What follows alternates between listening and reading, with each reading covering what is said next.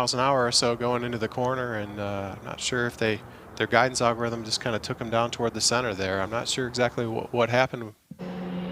Let's take a look.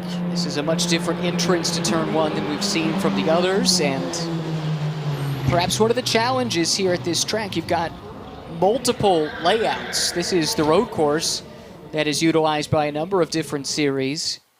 And I wonder, is that a case? Could the car get confused about its location? It's possible. It's possible. They were probably trying to hit a GPS line obviously on the big track. So, but it is possible that they were relying on some of the other sensors, and you can see the wall kind of goes away there. So maybe somehow they were looking at the inside wall a little bit, and you could see before that the car did give a little bit of wiggle before it turned in onto that road course line. Katie, what else do you know? Well, I am with Alex Stone, and really I didn't give him much time to take a look at the computers and figure out what went wrong with their race car. But Alex, do you have any early indications of what happened? Well, you know, we're pushing boundaries today, and we're pushing ourselves. This is the fastest we've set the car, and just so proud of the team and everything we've done so far, and that's that. Why did you decide to take those extra steps out of the comfort zone of the team? You know, it's race day. And you got to get out of everyone's going to be uncomfortable on race day, and you just got to get out of that boundary and push it, you know, leave it all out on the track. So when we first met you earlier this week, we talked about what your small team lacks in comparison to some of the European teams you make up for in Aloha, being from Hawaii. What does that mean? It really just means having a tight-knit family full of love and care, and, you know, we've really grown as a kind of small team, and that's how we are. We're just small, strong, and good team. It seems like still a very emotional moment for you. It is. You know, this is a very long and hard milestone for us, but, you know, everyone did phenomenal. Our sponsors are amazing. The team is amazing. I'm just so proud of what we've seen today. And you should be very proud of all that you have accomplished. Ryan and Rob, these teams have done so much in just a short amount of time. Alex, congratulations. A tough way for a two-year odyssey to end with a spin into the infield grass in turn one for AI Racing Tech, but such a great attitude, and they've had just that fun-loving atmosphere on full display all throughout the week. Yeah, nothing to be ashamed of there. They went down the straightaway at, you know, at the famous Indianapolis Motor Speedway over 100 miles an hour, and you know what? They just lost it in turn one.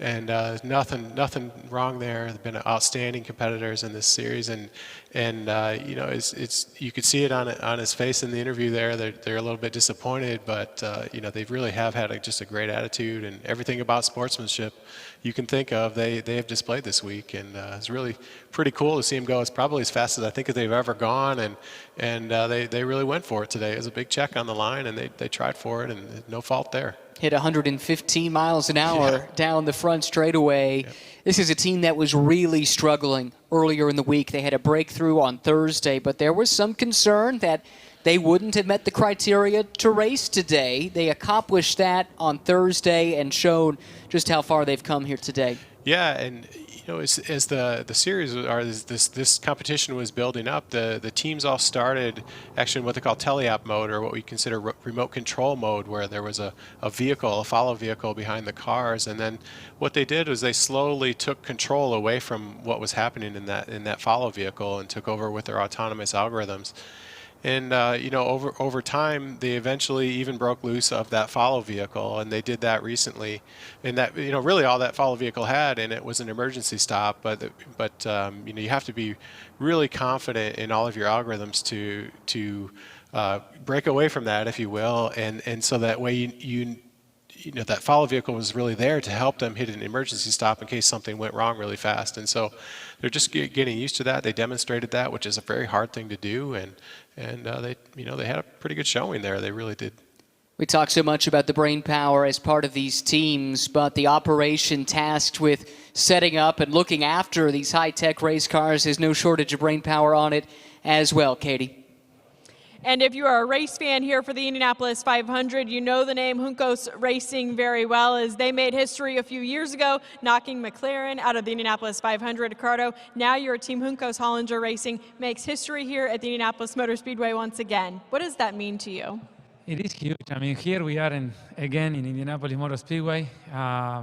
pioneers on an event that is actually first time in history, right? So be part of something like this is amazing for us, right? It's one more step forward, and it's right nice to see the university working the whole year. I mean, a lot of hours, and you can see some guys have some issues, some others are good, but this is the beginning of something, I think, huge ahead of us, and it's really nice for us to be part of something like this. How did this project all come together for your team? Well, it originally started December last year, and we were obviously engaged to assemble all these cars. We had experience by running these cars in Indy Lights for the last 6 years. And it's a race car, but with a different driver, right? A very quiet driver, actually. But and then we start thinking about learning from our side the technology, right? Because you can see as a race car driver, okay, but what computers can think of, and how these students can give to the computers a way to think in a way, because you can see what happened even now. Maybe they confuse the track or whatever. So it's amazing the translation from the human side to the technology. So it's been a quite learning process as well. We've been challenged a lot during, obviously, all the Road to Indy races, plus doing this project, but I'm very, very happy the way it's going. How do you see this project being beneficial for your team down the line?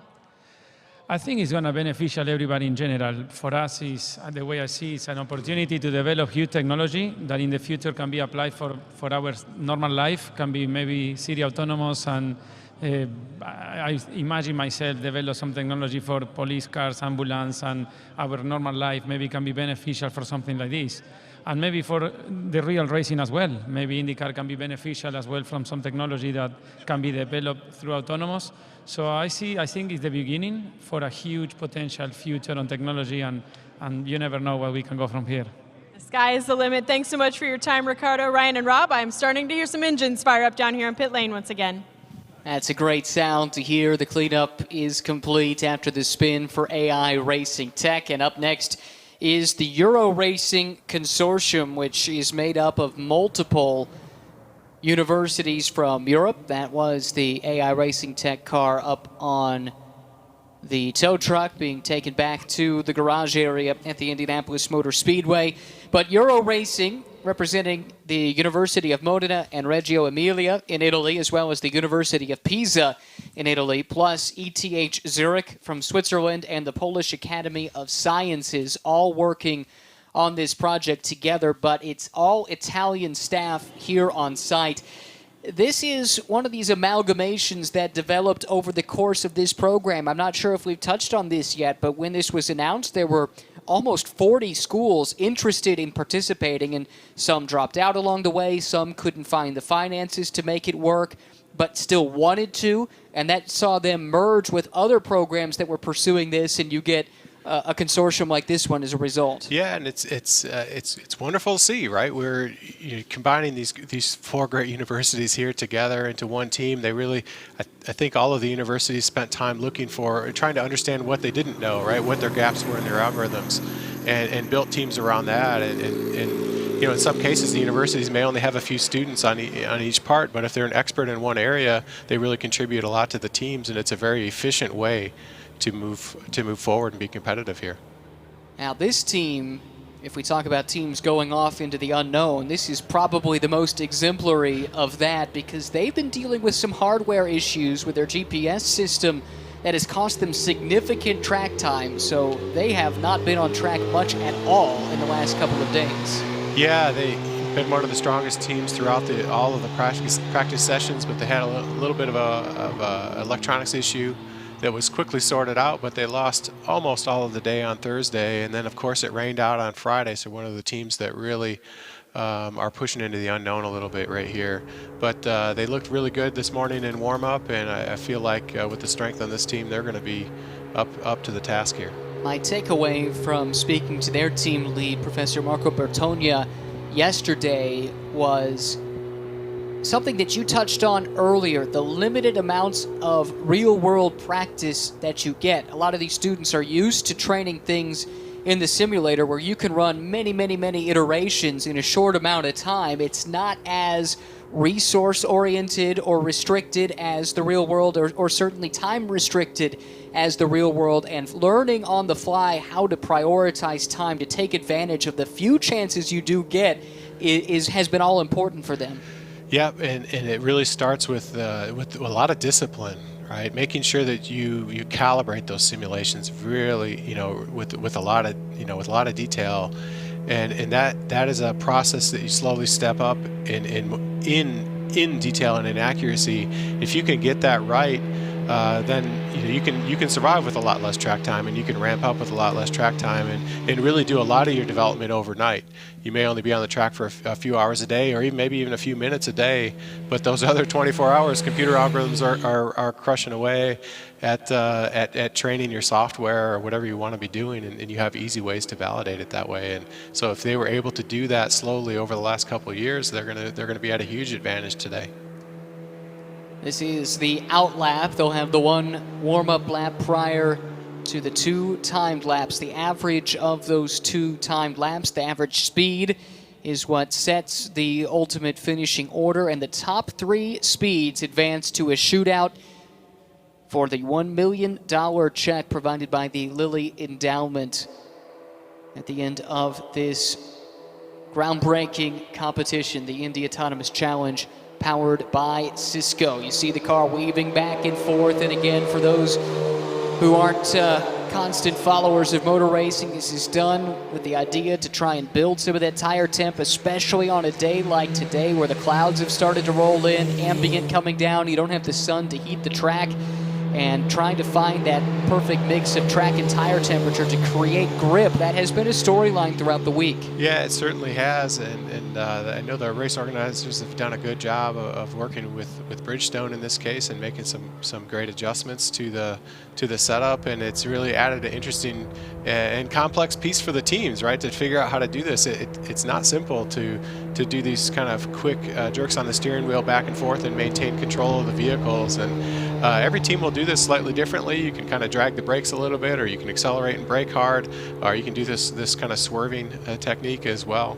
And the teams will have built up knowledge over the last few months. Every wheel or every tire has an internal surface temperature in it, or it scans the surfaces. I think it has eight positions within across the tread of the tire inside, and so they'll have watched this and developed these algorithms to whatever they needed to warm up the tires as fast as possible over the last few months of testing.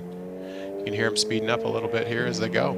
They're going to have to beat that 119-mile-per-hour average, and so this is going to be tough to do. And now it is Cavalier Autonomous Racing on the bubble with a 119.933 best average lap time. And yes, here comes Euro Racing picking up the pace, up over 130 miles per hour through the north end of the racetrack. On to the front straightaway now. Euro Racing looking for the green flag to start its 5-mile run. Euro Racing is on it, headed to the Yard of Bricks and turn number 1. Speeds now up over 130 miles per hour, approaching 135, entering turn 1. Took a good line there. You can hear him back off the gas, get down toward the bottom, about a half of a car length up off the white line, looking really good. Didn't back off much. Nope. Speeds at apex down around 132 miles per hour. Now accelerating out of turn number 2 down the back straightaway.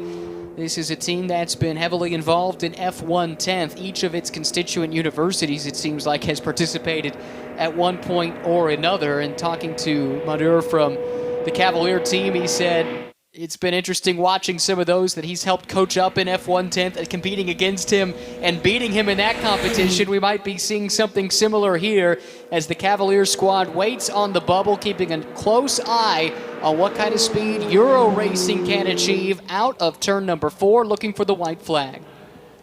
Yeah, looking great. They just pulled away from the wall a little bit to make sure you don't have any aerodynamic effect, racing up near the wall and straight down the center of the track on the front straightaway. Right up over 130 miles an hour. Euro Racing really strong across the Yard of Bricks with a 131.176. That is the fastest lap we have seen so far, so that would bump Cavalier out, but it is a 2-lap average, so they can't rest on their laurels. But how about Euro Racing after not being on the racetrack for the last couple of days? They watch the data intently because they are on a flyer. Absolutely. I cannot say enough about how impressed I am to see this. They really have not been on the track very much recently, and here they go. They just stepped it right up and right on the top of the charts. First lap of 1:31.176 compares favorably to Toombs' 1:30.037, so a new record in autonomous oval racing has been set by Euro Racing with that first lap. Here they come out of turn number 4. One final time trying to lock in a spot in the top 3 with just a couple of teams still to go to try and clinch one of those positions. This lap speed across the line, Euro Racing 1:31.121 miles per hour, the average 1:31.148, and assuming they can do the obstacle avoidance and pit by their pit stall on the cool down lap, that is good enough to move to the top. That's amazing. You know, they were really nervous this morning. They were really, really concerned about not having a lot of test time, and they just pulled through. It's really good to see. Katie? And we will check in with Marco Bertogna here in just a few moments. As you can imagine, they are still on pins and needles because they do need this car to complete those obstacles in order to move on to that next round. So stressful here. You can see it on their faces. Oh, still a lot of stress here. The speed is one part of it, but that's not all that this competition is about. Yeah, they, I mean, you look at them here, they're still going 90 miles an hour down the back straightaway. We can't underestimate that. And even these moments, you know, you have to be a little bit concerned, but they're just looking really solid, and been great teamwork on this team overall, and they've figured out how to communicate really well as a team through COVID, right, when we really couldn't be in person, and that it created a lot of difficulties when it comes to technical development of anything like software, because there's a lot of education that goes on, or a lot of data exchange that goes on between humans when we're, you know, leaving meetings or just in meetings, and they've obviously been very successful in figuring out how to make this transition. The car, as designed, comes to a stop on the front straightaway. The obstacles have been placed down by turn 1, and now the car accelerates away. If he can clear these obstacles, it will be one step closer to consolidating the top spot on the scoring pylon. Looks like the obstacles are on the opposite side of the track this time as they're coming through, and they're definitely in line to miss the first set, and they're going to have to cut right between them. We'll see how quickly they detect it here. Smooth and steady. Euro Racing with a pump of the fist makes it through. A round of applause and one final box to check, just making sure the car can return to the pits and stop in the designated zone. What an impressive comeback from this team that was as frustrated as anyone with the issues they've had over the past few days, Katie.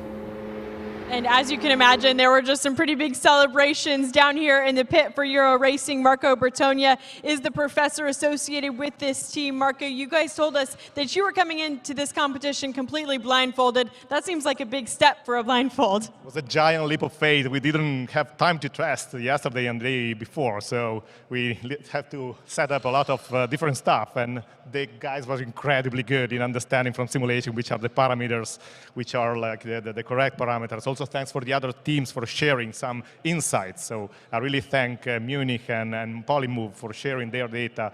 It was really helpful. 131 miles an hour in an autonomous race car here at the Indianapolis Motor Speedway. It's the fastest we've seen yet. Will you speed up for the next round? And we are counting miles per hour. So there is still a big slack. So I'm very happy to be part of these challenges. We likely will have future events where we can further speed up, and let's see the final. We're looking forward to it. Congratulations, Marco. Thank you. He spoke to the level of cooperation between the teams. Yes, they are fierce competitors, but there is a sense that everyone is pushing this technology forward together at the end of the day. Yeah, this is just a really hard challenge, and I think the teams all understand it, right? They're the ones in the middle of it trying to do it, and so if they see another team struggling or maybe have an issue with the vehicle, they've all stepped in and shared data incredibly well. It's just a wonderful story to see here and to tell.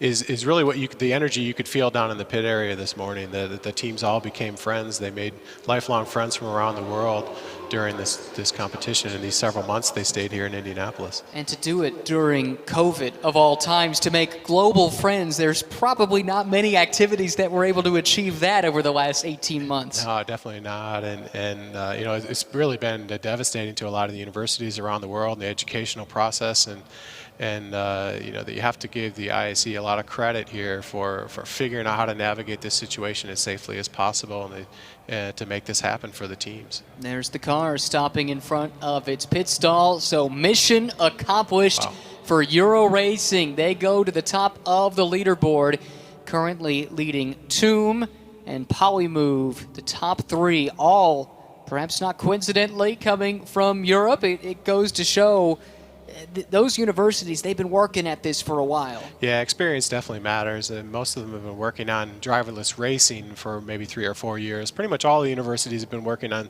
some sort of driverless vehicles or robots for maybe decades, but specifically into driverless racing and understanding how to make the control systems very stable at these high speeds is really where their expertise lies. A few moments ago, we saw the spin for AI Racing Tech. Katie, you have more? And I have good news from Alex Stone, the representative from AI Racing Tech, who told me it was a GPS failure on that number 7 race car, and they will get a second shot at their laps here at the Indianapolis Motor Speedway. Rob, is that the case because it's a hardware issue, not a coding issue? Yeah, and I think that's the right decision here. I give them another chance because something clearly odd happened into the corner. So yeah, that's definitely a good thing to do. But at the same time, if you look at it, there are 2 systems on there, and so a lot of the teams have already designed their systems to look at both and compare them, and so you know, it's definitely the right thing to do to let them go out there and run. But they may have to refine that a little bit and make sure they do a little bit more of a sanity check in the future. But watching what it did, it may not have deviated that far one from the other, and you know, it's a difficult thing to get right. And one of the challenges that the teams have struggled with is this engine is hard mounted onto the vehicle. It's structural in the chassis. It's a 4-cylinder engine. It has what they call second order shaking forces with the way the crank and connecting rods are designed. And so that shows up in some of the accelerometers on the vehicle, and the teams have to sort of filter that out to make sure that they're actually tracking the vehicle trajectory properly. It's a pretty difficult thing to do pretty well because this application has so much vibration. Pit RW, the next team to take to the track. Following Pit RW will be Autonomous Tiger Racing from Auburn, and then we should see Black and Gold Racing back out, the Purdue and West Point and a couple of other university consortium. They'll be back out for a second attempt, and same as we just heard for the Hawaii team in just a few moments. But right now, this again is one of these teams that has had to put a bunch of different resources from several universities all together, and this is a really unique story of the students that are running this program. Yeah, this is a student-led team. That's the only one out there. They really have been very entrepreneurial and trying to figure out how to one, pay for these cars and how to assemble a competitive team. Just a bunch of wonderful students there with great attitudes, and they've really been super impressive. Through testing, you can see their car actually has their steering. It kind of almost has a jitter as it goes down the racetrack. I talked to them about that a little bit. They're really trying to balance the response time and how fast the car can steer and how well it tracks. And it's kind of a difficult challenge of, you know, how much do you react if you get offline. And so you'll see this a little bit. We'll see if it smooths out as they get up to speed. Katie, you have more on this team? Yeah, Ryan, I do. When we talked to this team earlier this week, they called themselves the Scrappy Undergrads. As you guys mentioned, they are the only student-run team left in the Indy Autonomous Challenge as of now. And as you can imagine, that's a challenge all on its own. Most of the teams only have this challenge to focus on specifically, whereas the students of Pit RW, well, they're balancing work, school, exams, all during this week, during practice. Students were having to take a break and attend class online, as well as balancing making their algorithms for today's challenge. So Rob, how much harder does that make this competition for these students? I think I'd write them a doctor's note for that effort. Yeah, it's very hard, right? You have to, during the day, make sure you're doing your homework and you're running your classes. Of course, maybe one benefit, if there's any benefit of COVID, is that really all the courses are online these days, or they're recorded. It's just really required from a safety point of view, and so they are able to at least work virtually here in Indianapolis and still attend their classes back home. And so it's been good, but it certainly is. I don't know if it's a distraction. That's what they're in for, but it's certainly been great to see how they learn to balance their time. And that's one of the critical things that you learn at the university, is really how to become independent and balance your own time. And look at this. I think it'd be pretty hard to argue when they go off to a job interview. Just show the video of this, and I think they'll do just fine. Car is up to 67 miles per hour here on the out lap.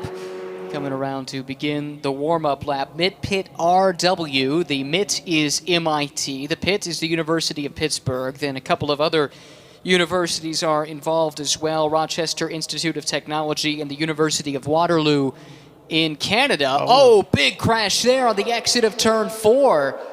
Heavy impact with the safer barrier to the left-hand side of the racetrack from the driver's perspective.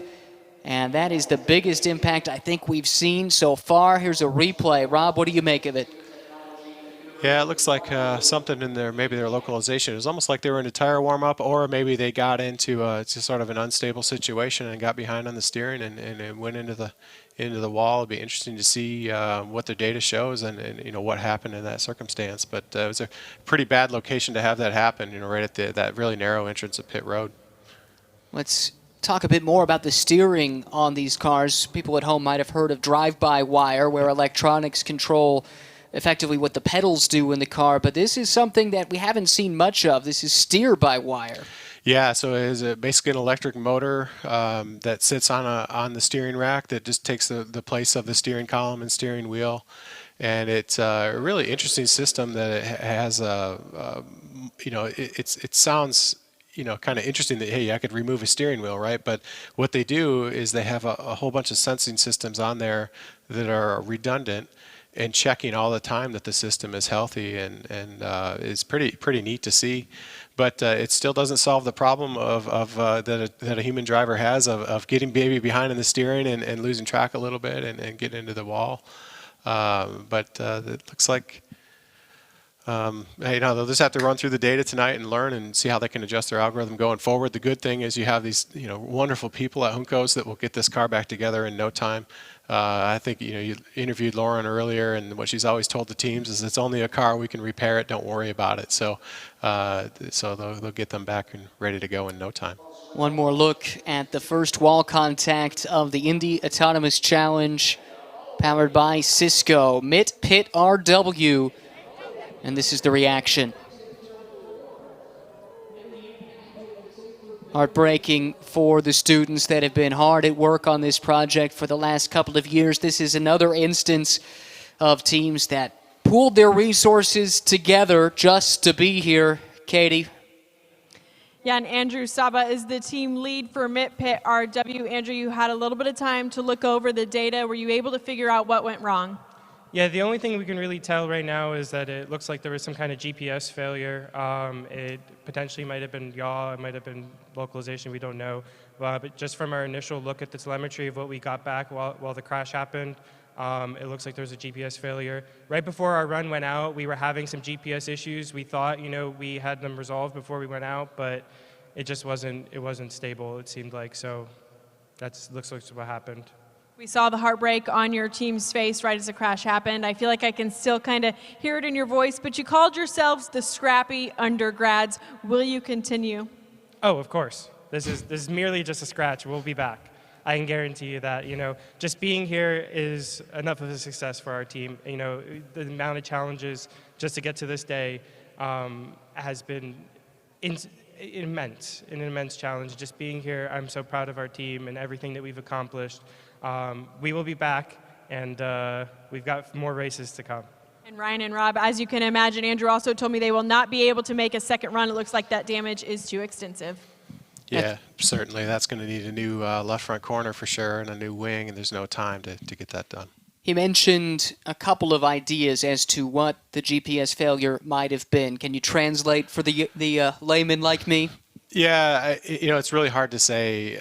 These teams have all developed pretty complex algorithms that use partially the GPS systems and use some of the accelerometers on the vehicle, and it could have been a failure anywhere along there. It maybe necessarily wasn't even a hardware failure. It could have been something else that snuck through in the software, and it's tough. And Andrew he's just been an electric personality. Everybody has really liked him from the start. He's really stepped up, and he was one of the people that was there the day that we handed off the vehicles to them, and just stepped up and said, hey, where can I help out and what can I do? And he's one of these people that will just do anything it takes to be successful, and I have no doubt him and the rest of his team will be going forward. These teams were guests here in May at the Indianapolis 500, and it was there that he met the delegation from MIT. And as they got to know each other a little bit, they talked through the mutual problems they were having with fundraising.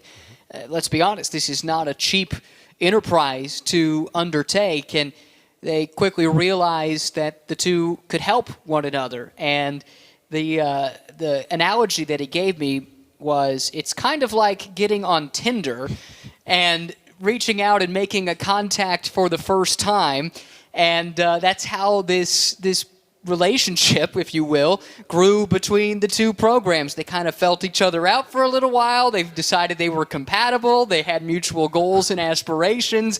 Each could bring something mutually beneficial to the table, and when that relationship proved to be so fruitful, then when some of these other universities reached out to be a part of it as well, like RIT, like Waterloo, it made that much easier to say, yes, come on board, help us out, we'll work on this together. Yeah, they really did a great job of seeking out the help that they needed to make their team successful, whether it was a combination that helped with the financial aspects of it or the technical aspects, and they managed a very difficult process through a really difficult pandemic, about how to build a successful race team.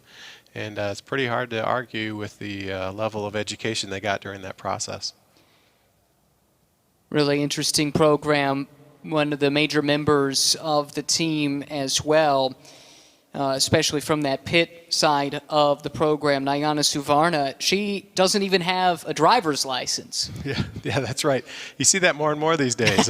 People, with ride sharing and everything like that available, less and less people have driver's licenses, which is kind of interesting. But, and you've heard a lot from the students that, and I think Andrew talked about it as well, when they came to the Indy 500, a lot of them didn't really know much about racing, really. And they all had a different expression the first time the cars roared by them, and I don't know that we can even say that here, what they thought, but it was pretty eye-opening and shocking, and they became lifelong fans right away. Well, for someone who didn't know a thing about racing going into the month of May, he was geeking out about the fact that he might be standing in a garage that Scott Dixon once stood in, so I think he gets it this stage. Definitely. And it's been fun watching that intersection of the two sides of this, the academic side and the motorsports side, and I think perhaps there's some more mutual respect between the two than was there prior. Yeah, absolutely.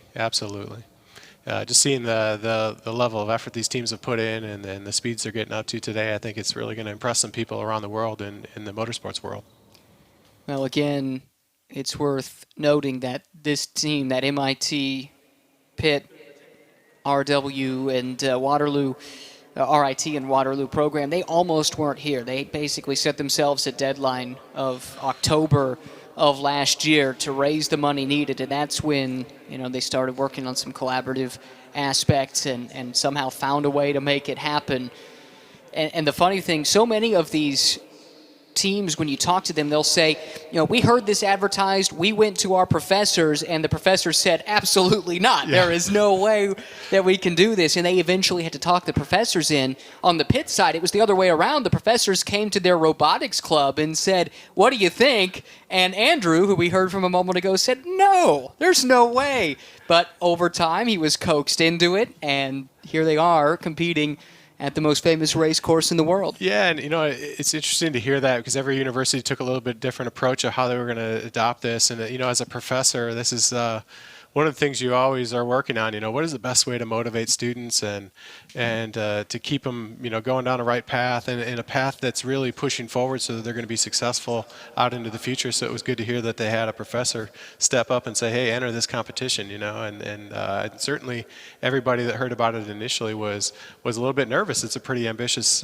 task to get out here and do this. And but at the same time, when you see what they're trying to do, it's hard not to be involved. Again, the standings as they sit at the moment. Euro Racing, very impressive a few moments ago, going out on track, clocking in a 2-lap average of 131.121 miles per hour. That is the fastest of the teams that has taken to the track so far. TUM, the team from Munich in Germany, a 130.037 mile per hour 2-lap average. Polymove now sits third, and that has them on the bubble. If any of the remaining teams can go faster, that would remove them from contention for the shootout at the end of the day. And again, that's where the big prize money is paid out. Already $500,000 in prize money has been distributed to the teams for various accomplishments along the way. But that big $1 million check is waiting for the fastest team from that shootout to conclude this Indy Autonomous Challenge. Yeah, and they have to be getting nervous. I'm sure the teams are strategizing on what they go with, right? They somewhat pre-program the speeds that they want to run at, and they're going to have to make a decision. And then, of course, this is clearly a time when they're not collaborating with their other competitors, and they're just going to have to guess at what they think is the fastest this car can run and go for it. You see them torquing the lugs down on these wheels and getting those cars ready to go out back again. Yes, Autonomous Tiger Racing is up next. Then we'll see if Black and Gold Autonomous Racing can go. They had to wave off effectively on their first attempt after an issue trying to leave the pit lane, so they will have one more go. And then finally will be the AI Racing Tech team that had the spin brought upon by a GPS issue just a few moments ago. But Rob, I'm curious for you. You were part of this from the ground level, trying to design and build these cars, prepare this chassis for this Indy Autonomous Challenge.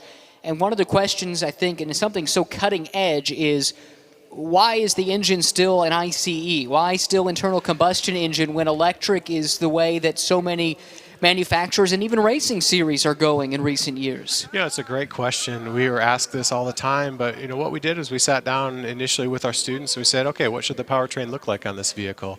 And that comes through with the specs. They want these vehicles to be at a top speed of at least 180 miles an hour. We ran all of the simulations and said, hey, that needs about 385 horsepower or so to make that happen. When you calculate the different powertrain options that you have, it turned out that the batteries to run a vehicle at that power level for the 50-mile races that these cars are designed around would have weighed about as much as the vehicle itself. And so and they're really, in oval track racing, there's not really a lot of braking. There's not a lot of opportunity for regenerating the battery, or so you really do need to carry around a really large battery pack because of the power level. And so an IC engine, in this case, the packaged power density of an IC engine is really high, and it allows us to maintain that really sleek design of the AV21, so it can cut through the air, and you don't want to really bubble out that engine cover too much because you can end up taking some air off the rear wing, and so you really just don't have a lot of package space.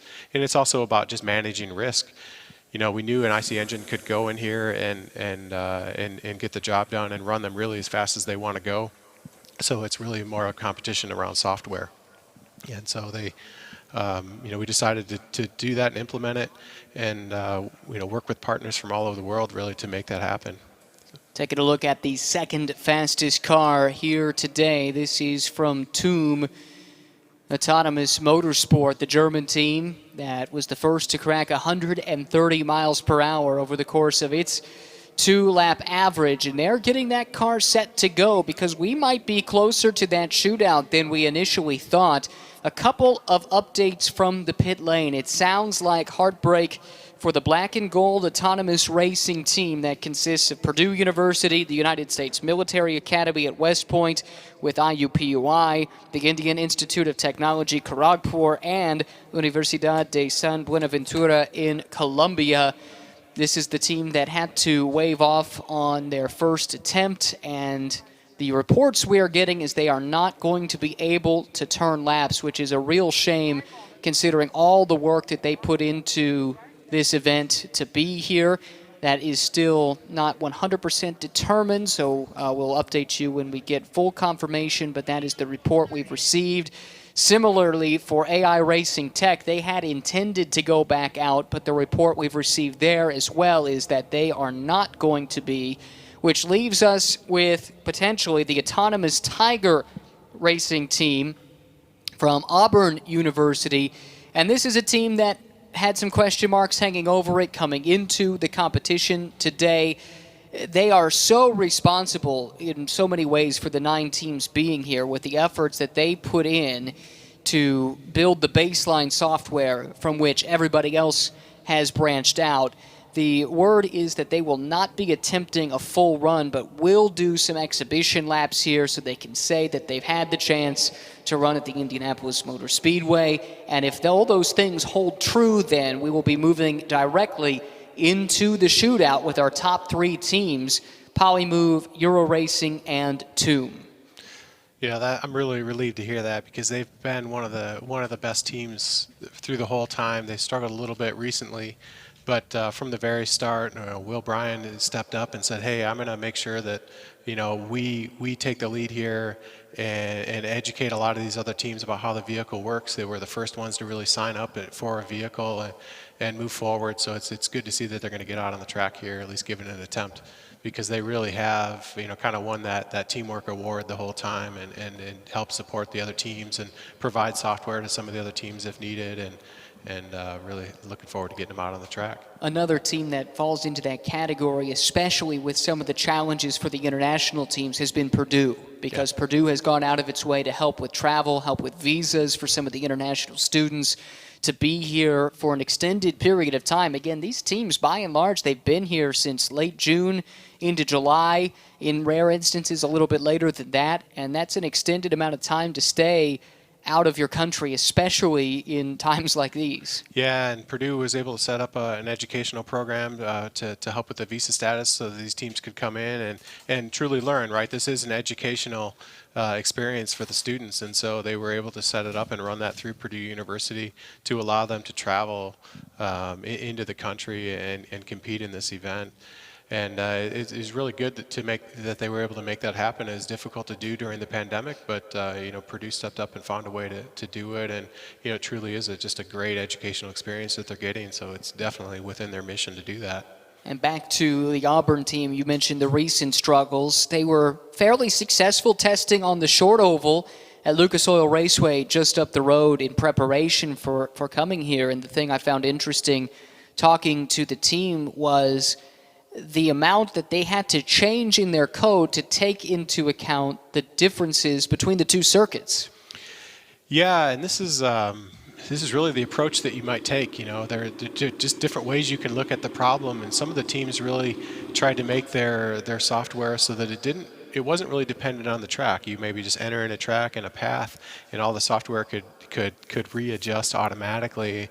In other teams, that maybe what it sounds like in this case, that maybe they would have they designed it maybe more track specific, and if going ahead in the future, they may make it a little bit less track specific.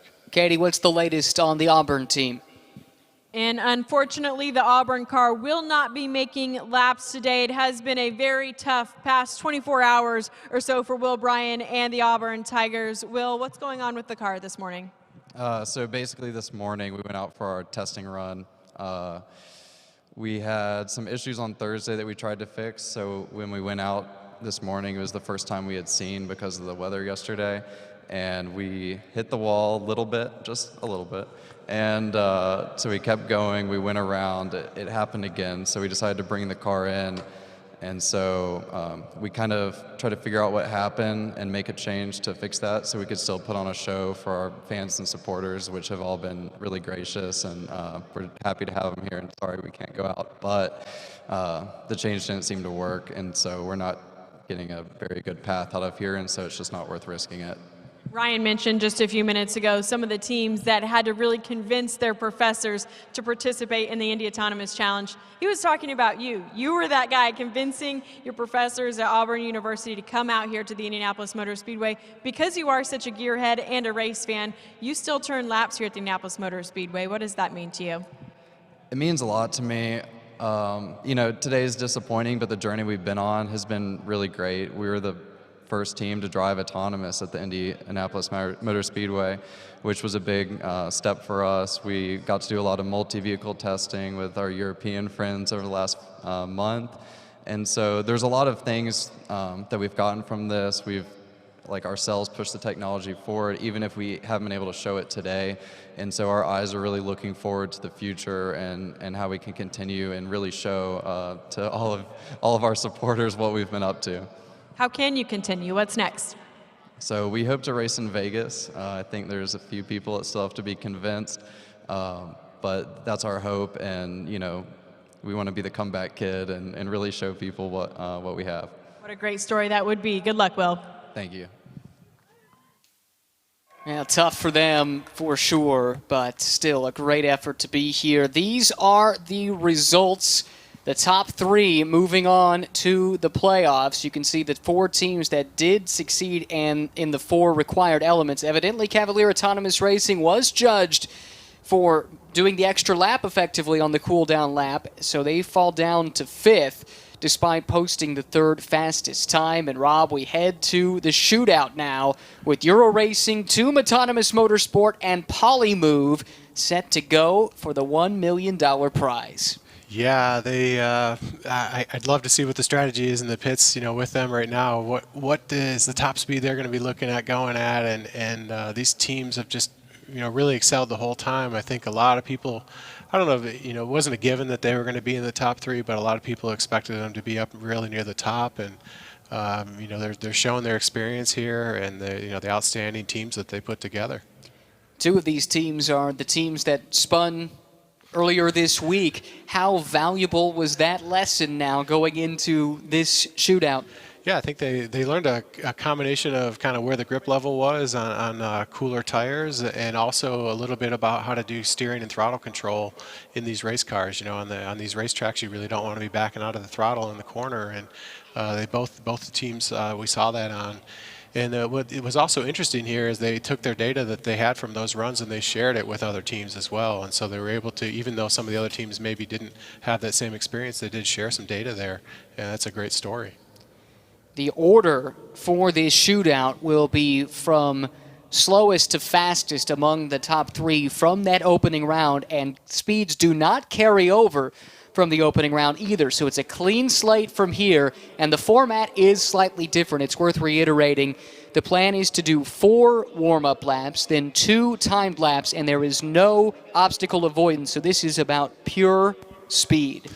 Yeah, and they get those extra warm-up laps to try to make sure those tires are as hot as possible so they can get out there and just have at it as fast as they can go.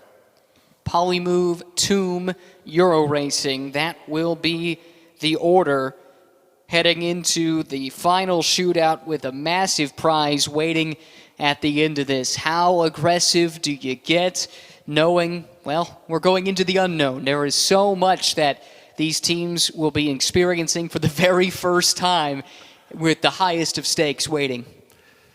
You know, it's hard to say, but I really think that you just have to go for it as much as you can. You're really going to have to just take really high risk at this point and see what happens with the car and make sure it sticks. You could also, you know, come up with some kind of strategy on the warm-up laps to maybe take some corners a little faster and then react to that as well. So I think, though, a lot of it will be, you know, how they deal with these warm-up laps and how they, you know, which strategy they use to kind of warm up the system and how they might test out, you know, how fast they can get through the corners, and then maybe make, you know, on board make decisions on how fast they should go after that. Those decisions are being made right here, right now. The cars are being prepped for one final run each. Katie, what do you know? I am joined on pit lane by Austin Russell, the CEO of Luminar. And Austin, each of these cars this weekend have 3 of your sensors for lidar on it. Tell us a little bit more about what exactly lidar and Luminar does for these cars. Absolutely. Well, it's super exciting to see the technology just being fully utilized and just pushed to the limits on what's possible. You know, this is the same kind of tech that's actually being used for autonomous vehicles and for production cars that'll actually be rolling off the line starting end of next year. You know, right now we're working with the majority of major automakers, but what's so great about this opportunity is just to see it finally being utilized here to the extreme. And performance, you know, when it comes to normal vehicles, it translates into safety. But for here, it translates into awesomeness. So, you know, that's what's cool. And it's so super inspirational. It's awesome to see just the attendance here. I know we have a bunch of people from Luminar, shout out to those guys, but most importantly to the teams across the board. Like, what you've been able to make out of this is nothing short of incredibly impressive in a very short time period, and couldn't be more excited. Like, this really is the modern Darpa Grand Challenge from if you guys all remember that too, that kicked off this whole autonomous industry, that created billions of dollars in value in the next generation of leaders. Absolutely look forward to seeing that come out of this as well. So thanks to everyone.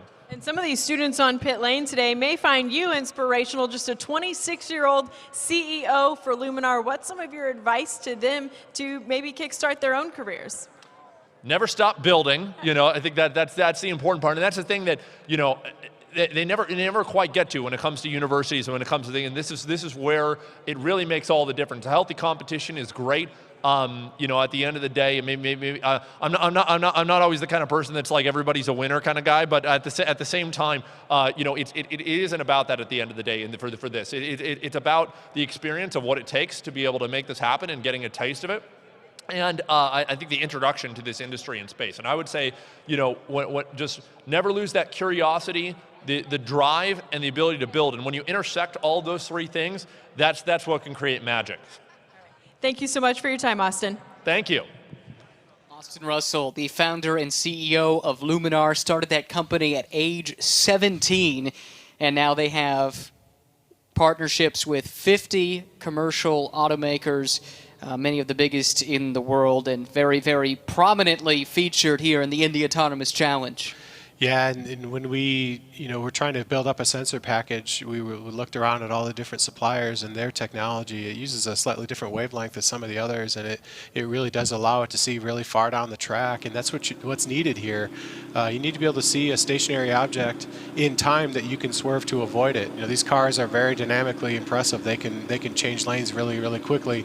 But when you're traveling, you know, about 80, 90 meters per second, you really do need to look up the track a couple seconds, or at least 200 meters or so, and that's what these Luminar lidars can do. They do a great job of that. The teams all raved about them when we walked through the garage area and talked about them on Thursday. It's really an essential part of you know, how driverless vehicles will go forward.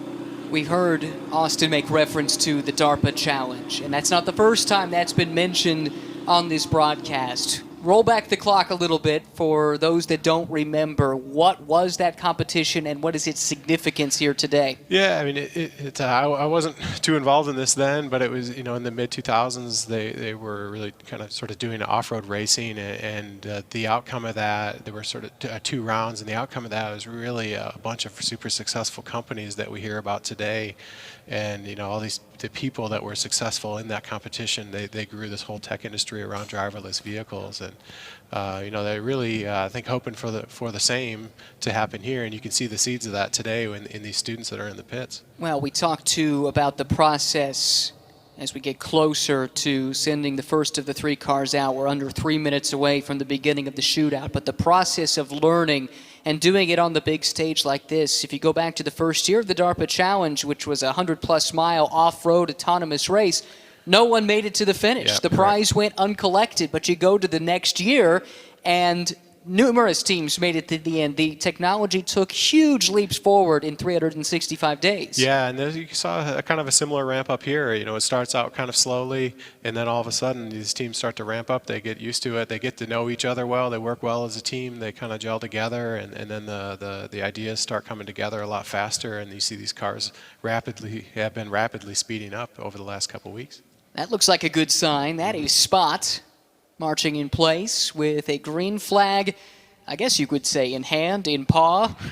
Not quite sure what you would call that, but he's been a popular character here throughout the garage area since arriving earlier today. Getting ready to send the first of the 3 cars out onto the racetrack. It will be Polymove up first. And remember, this is the team that went very first this morning. They didn't have the benefit of looking to see what others put up on the board. They set that bar initially, and everyone else reacted to them. Yeah, that took a lot of guts to get out there and go as fast as they did early on, and I'm sure then they were able to sit back and watch the other teams and adjust from there. And I wasn't able to see if they were able to load new software on, based on what they were watching, but I would expect they probably adjusted their strategy a little bit based on what they watched. But you have to give them a lot of credit for going out there early in somewhat unknown conditions and really setting a blistering pace. The team